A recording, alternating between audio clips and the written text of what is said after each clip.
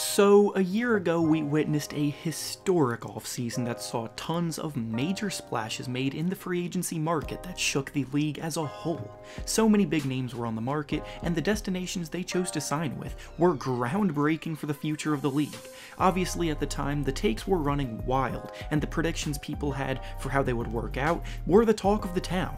But a year later, I think it's pretty safe to say that not many things went how people expected at the time. This has been a wild year of basketball, filled with surprises around every corner, so for the topic of today's video, we'll be using the power of hindsight to look back at every instance a big-name player switched teams through free agency and grading those moves based on how things went this year and how they're looking for the future. Before we start though, make sure to like the video and subscribe to the channel, as all support is very much appreciated. Now with that being said, let's begin. The player we'll be starting with was the biggest name on the market at the time, having just took home the Finals MVP award, being Kawhi Leonard. Kawhi got traded to Toronto last season with 1 year left on his contract, and in that one season, he helped lead the Raptors to their first ever championship behind an unbelievable postseason performance. His stock was at an all-time high, and going into the offseason, he was the prize. The Raptors obviously really wanted him to re-sign to continue their title defense. The Lakers were very strong suitors trying to form a big three with LeBron and AD, but ultimately the saga ended with him making the most surprising move by going to the Clippers to play alongside Paul George. At the time, it seemed like a power move, and the depth of the Clippers made them the title favorites in many people's eyes, but as we know now looking back, things did not work out that way. Paul George failed to play up to his potential all season long, and especially in the playoffs. The chemistry of the squad faltered down the stretch of the season, and it all led to an extremely disappointing exit in the second round. He could have stayed with the Raptors and likely gone back to the finals again this year, so a year later, this signing gets a C. From the team's perspective, it's obviously still a very good move, landing a player of this caliber, but from Kawhi's perspective, choosing to go there as opposed to the other options he had makes it a much lower grade. The next player that made waves in the NBA world last summer was Kevin Durant, who unfortunately suffered a torn Achilles in the NBA Finals and spent the entirety of the season out recovering. Despite the injury though, he was still one of the biggest names on the free agent market last year, and any team that pursued him knew they would have to have patience to be rewarded with his play. Rumors swirled about Durant and Kyrie Irving wanted to team up, and the Knicks really thought they had a good chance of making that happen to bring them back to relevance, but unfortunately the Knicks once again got shafted by the big names on the market, and to make things worse, the two of them actually chose to sign down the road in Brooklyn. As I said before, Durant did not play at all this year, but he is looking healthy in workouts and practices, so the hope is that he's ready to go full power next season. There's still no telling if he'll be the same elite player after an injury like this, but the risk still seems to be very much worth it for Brooklyn, so as far as a grade, this one still gets a strong A. The next player we'll be regrading is the one who I mentioned last segment, being Kyrie Irving. Irving's become quite a controversial figure in the NBA world ever since he chose to leave Cleveland, trying to find greener pastures. He felt like he was capable of leading championship teams as the man and wanted to step out of LeBron's shadow, and he got his wish when he was traded to Boston.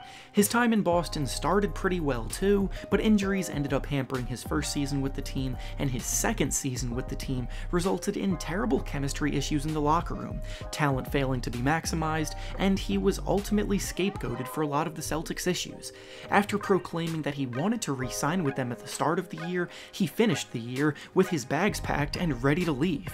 He then signed with the Nets to team up with a good friend in Kevin Durant, and he's now probably in the best position he can be in for success, because being the leader of a team and #1 option didn't quite work out. Durant can consume that role here, and Irving can go back to playing the kind of role that he thrived in when he was playing in Cleveland. The Nets are set to be legit threats next season, so even a year later, this signing also gets a grade of an A. Speaking of controversial figures in the NBA world, Jimmy Butler has been vilified for years over his supposed inability to get along with his teammates and always ruin the relationships with the teams he's on, but this year could not have proven that notion to be more false. The Sixers were eliminated in heartbreaking fashion last year at the hands of a Kawhi Leonard buzzer-beating miracle, and many expected him to re-sign with Philly to run things back and contend, but when he chose to go to Miami, the NBA world was shocked. Miami hadn't even made the playoffs that season, and after being someone who always preaches about how much he wants to win, the move just didn't seem to make much sense. But Jimmy saw something in them that very few others saw, and he's reaping the rewards for his decision with a delicious NBA Finals berth this year with so much room to grow moving forward. This signing was just brilliant in hindsight, and easily gets an A+ grade for being so ahead of everyone else and proving them wrong. The next player we'll be discussing is Kemba Walker, who was in a tough situation during free agency. He spent the first 8 years of his career playing in Charlotte, and in that span he developed into a very talented, highly productive player. However, the Hornets haven't exactly been the most competent franchise in that span, having missed on several draft picks, not utilizing free agency to the fullest, and just overall failing to put good players around Kemba Walker. Kemba did want to remain loyal to the team that developed him, but ultimately he had to do what was best for his career, and Charlotte didn't seem to be in a position to improve anytime soon, so he signed with Boston and was viewed as the Kyrie Irving replacement. He got max money, and with the Celtics he got further than he ever had before in the playoffs, making the conference finals.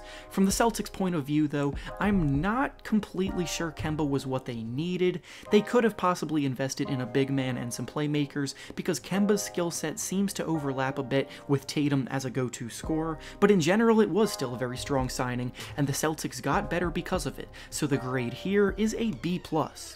The next signing we'll be discussing is Al Horford, who left the Celtics to sign with the Philadelphia 76ers, and this one was without question the biggest disaster of the summer.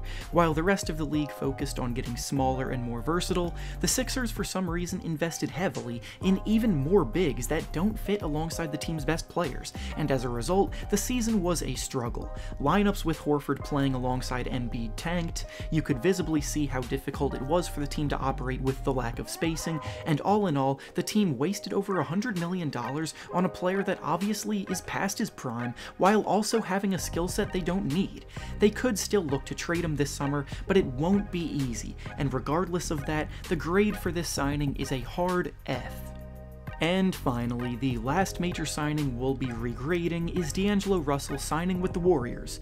Russell was coming off of an all-star season in Brooklyn, and he really seemed to start to put it all together after an inconsistent start to his career, but signing with Golden State was a head-scratcher. Before all the injuries that plagued the Warriors season, they did have hopes of making a playoff run, and after losing Kevin Durant, bringing in another scoring guard to play alongside Curry didn't really add up.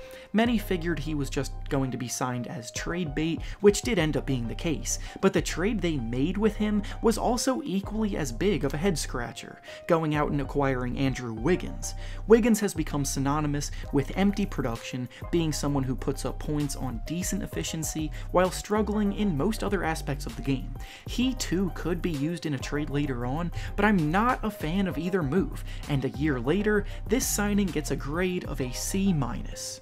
And with that being said, that's all I have for you today. Make sure to like the video, subscribe to the channel, and comment down below how you would grade each of these signings. Thanks for watching, and I'll see you all next time.